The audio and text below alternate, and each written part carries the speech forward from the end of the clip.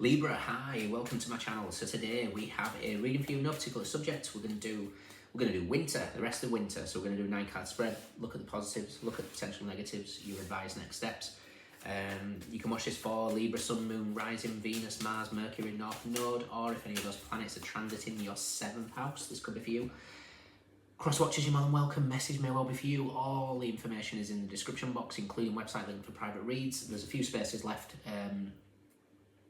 in the next, well, like 10 days or something like that before they stop for a few months. So if you do want to get in quick. That is pretty much everything, I think. Did I say cross watchers? Maybe. You're welcome anyway. Okay, Libra, what's going on with you guys? Let's do one more.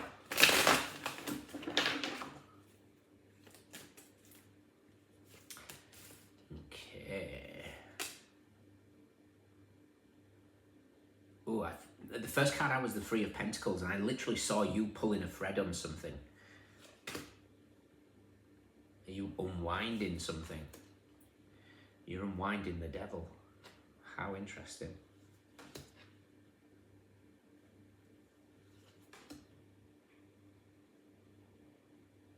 Okay.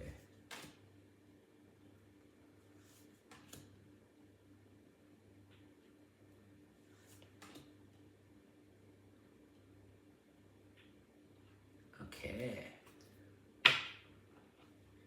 We have the world. You are completing a huge cycle here with the Three of Cups and the Eight of Swords and the King of Swords. I think you're seeing something from a higher perspective. Something's unraveling. It was like you've picked at a scratch or something like that. It's like something's obviously not made sense to you, and it's something to do with communication. And I think you've pulled a little bit of a string here, and it started an unraveling of something. So we've got the Three of Pentacles, we've got the Ace of Cups, we've got the Eight of Wands. Now, whatever this is an opportunity to open your heart to something. It's like you've been able to weave your magic. It could be you're recognizing the power of your voice. You know, the Three of Pentacles also indicates like the interconnectedness of all things.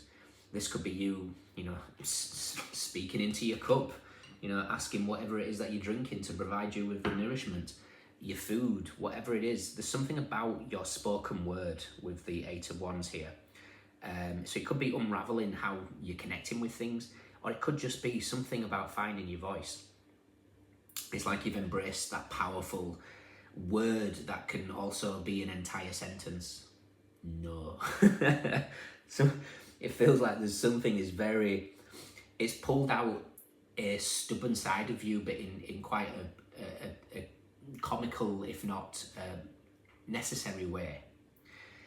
Current energy, we've got the Two of Pentacles, the Page of Pentacles, and the Queen of Cups. Now, the Queen of Cups is an energy of receptivity, and I feel like whatever you're doing, you're peeling away the blockages. Three of Pentacles to the Two of Pentacles, Mars in Capricorn, so the Tower hits the devil. The Two of Pentacles, Jupiter in Capricorn, the Wheel of Fortune hits the devil. So it's like there's a double whammy going on here. It's like Mars and Jupiter teaming up against the devil. But what it's doing is it's pulling whatever's necessary away from you. Future energy, we've got the King of Wands, we've got the Nine of Wands, and we've got the Hierophant. Now, I'm getting a few things here. It's like whatever this is in motion, whatever is being pulled apart, whatever the bombardment of energy against the devil, and the devil can be anything, self-undoing, a person, toxic behaviour, holding on to the past, whatever the devil represents. Anything that you know is no good for you, or maybe you didn't know, you're now beginning to know. And the reason why the King of Wands is 2 parts Sagittarius, 1 part Shadow Scorpio, and it's like the Shadow Scorpio energy, which can be possessiveness, jealousy, and you know, scorpion tail, you know, it has a sting. It could be anything like that is being illuminated. It doesn't have to be anything to do with Scorpio, but it's easy for me to see the shadow aspect of the King of Wands here. The good things coming, the Eight of Wands, the Page of Pentacles, and the King of Wands. It's like you're recognizing what this is now, and it's been a significant block of your heart chakra. So that Page of Pentacles, that's a big pentacle, and it's blocking a good amount of the chest. It's covering the throat. In fact, it's covering, I would say it's pretty much covering throat, heart, solar plexus, and sacral. So whatever this 3 to the 2, we will look for the Ace of Pentacles because it is a countdown. Oh, how interesting. Oh, how interesting with the Hierophant here. Now, I did a reading for Taurus, the Hierophant, some stage, either this month or last month, I can't remember. And it was something about, like, Kali Ma is coming in like a wrecking ball. If you type in Goddess Kali Ma or something like that to those words into Gematria, it gives you the number 321. And it feels like that's the countdown. 3, 2, and then the Ace of Pentacles. Page of Pentacles is card 11, so 3, 2, 1. It's like go time. How interesting. So there could be, and Kali Ma is represented by the Death card in the deck that I used that time, which is the shadow aspect of the King of Wands. Very, very interesting. So there's a countdown. Something is shifting. It could just be that empowerment of no, like I say, you learning to state your voice and stand there with assertion. Something very, very powerful about that. 9 of Wands can be a Chiron card. It's Moon in Sagittarius, but it's the wounded healer. It could be just representing the Chiron. You know, you've had the South Node go through your life the last 18 months, shedding anything that's blocking the authentic you. It's now moving into your 12th house, you know, uncovering the shadows, uncovering the unconscious behavior. So it could be just a lot of things like that. Anything that's worth removing is getting removed. And what that's going to do is bring you into wholeness. The Queen of Cups and the King of Wands is a very powerful energy because it's water and fire. And water and fire, you'll have heard me say many, many times, the whole idea of temperance is to balance the two elements together. Fire can easily turn water to steam. Water can easily put out fire. But in the correct container, the vessel, we can create beautiful things. So, let's check out the Devil, definitely, and the Ace of Pentacles. The Death card as well.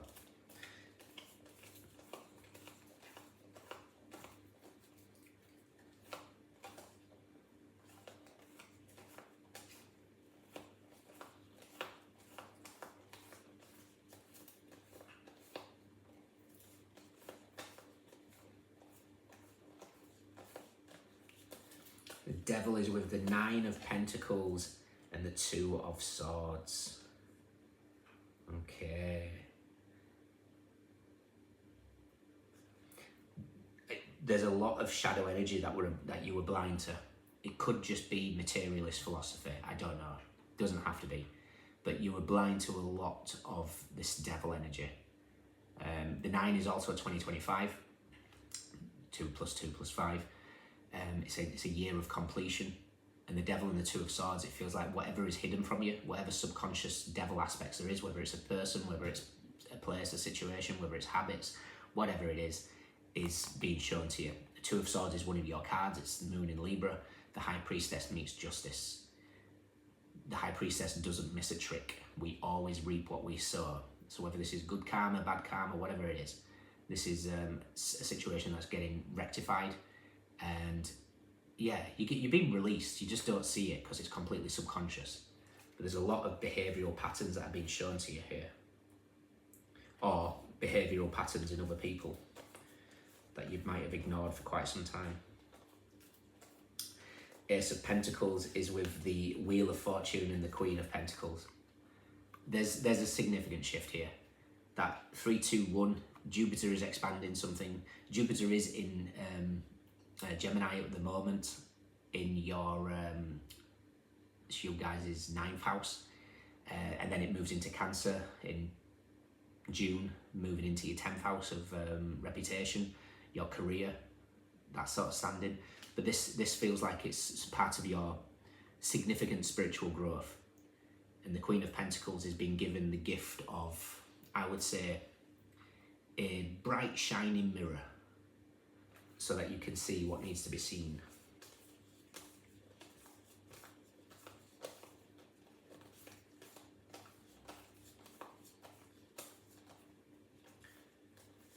Death is with the Queen of Swords and the Four of Wands.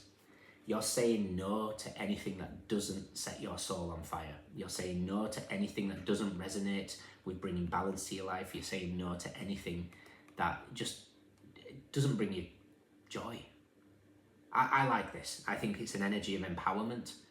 I think it's a powerful word. I think you're going to recognize whatever that needs to be recognized. And look at me, you can't make it up. This is Kali Ma without question. Not only is she representation of the death card in the Astro Matrix, in the Thoth deck, she looks like, well, doesn't look like, but she's the Queen of Swords in the Thoth deck has the severed head and a sword, very Kali Ma. In the Goddess of Gods and Guardians, she speaks of spiritual revolution and an awakening, situations that are for the highest good. She's powerful. She can be gentle, she can be fierce. Depending on the severity of what needs to be removed, it's anybody's guess. But there's something very dramatic that's being removed here. Ultimately, it brings good news. Page of Wands at the end. There's this energy of freedom attached and the ability to, like I say, it close out a cycle. It's like I say, it's like you're on countdown for then this surging energy to sweep clear of what needs to be removed. It's going to be highlighted by the rune of Kenaz on the Ace of Wands. So the Kenaz is the torch. It's lighting a path. I just want to see Kali. Spiritual transformation, a cycle of intense rebirth. This is your awakening. A fierce powerhouse of the creative feminine life force or Shakti energy. The ultimate spiritual transformer, Kali, confronts you with your darkest fears while simultaneously activating your eternal light. Her razor-sharp swords destroy everything that isn't authentic, and her skulls represent the death of the ego. Kali is like a lightning bolt of truth that initiates sweeping change. Working with Kali can be an intense process of stripping away, yet it reveals our deepest spiritual power. Her symbols are the void, the cutlass, skulls, and red hibiscus flowers. Okay, so taking it one day at a time can help you through any sort of loss, dramatic change, anything like that. Something is a blessing in disguise here. Out of chaos comes divine order. Your spirit roars with truth. And that's what you're doing here. You're being given truth. And that could just be the power of your voice, the power of that no. You know, as much as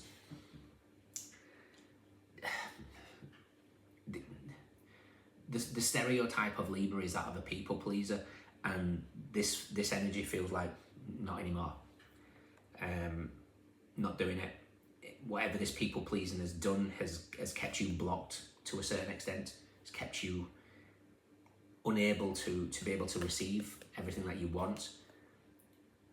And this could just be indecision. You know, when we try and people please, we kind of give mixed signals to the universe. And this is like you just completely dropping any sort of mixed signals, saying to the universe, right, this is what I want. And you know what? After the Nine of Wands, what I've been through, I deserve it. So the next steps, the Ace of Cups, the Page of Pentacles, and the Nine of Wands, I would say is just let this open your heart. Let the bricks come down. Let the walls fall. What it's going to do is really expand your chest, really expand that energy to bring in what you desire. Because the Eight of Wands in the Thoth deck as well is the octahedron.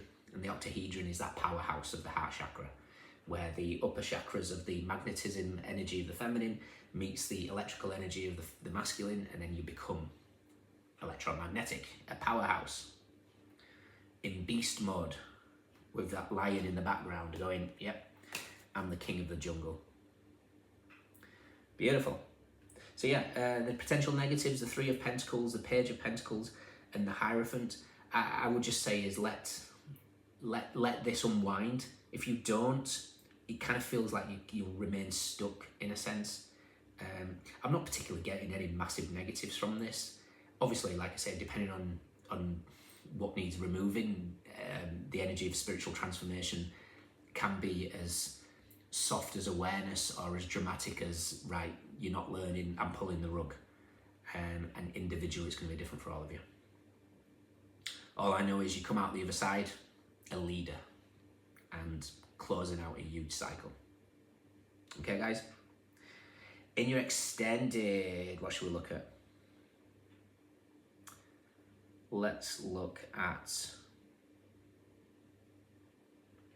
I want to take the energy of the block, but I also want to more concentrate on what it brings in when it's removed. So we'll take the energy of the block, what we know about it, what we don't know about it, what's built up to bring it, but then the advice and the outcome is going to be based on what you then draw in with this kind of, almost like lion's mane, the sacred masculine leading the way. And again, don't get caught up in genders, you're air, so you naturally are the masculine energy. But either way, you have to embody both. Okay, guys, if you can join me, fantastic. If not, let me know if it resonates. Mars in Capricorn, Mercury in Sagittarius, Jupiter in Capricorn, Moon in Sagittarius, Taurus, Capricorn, Mercury in Cancer, Jupiter in Gemini, Mercury in Virgo, Sun in Gemini, Moon in Taurus, Jupiter in Leo, Libra, Leo, Sagittarius, Sun in Virgo, Saturn in Libra. We have cups, we have pentacles, we have wands, we have swords. Everyone's here. Those are your standouts. Let me know. Take care. See you soon. Bye.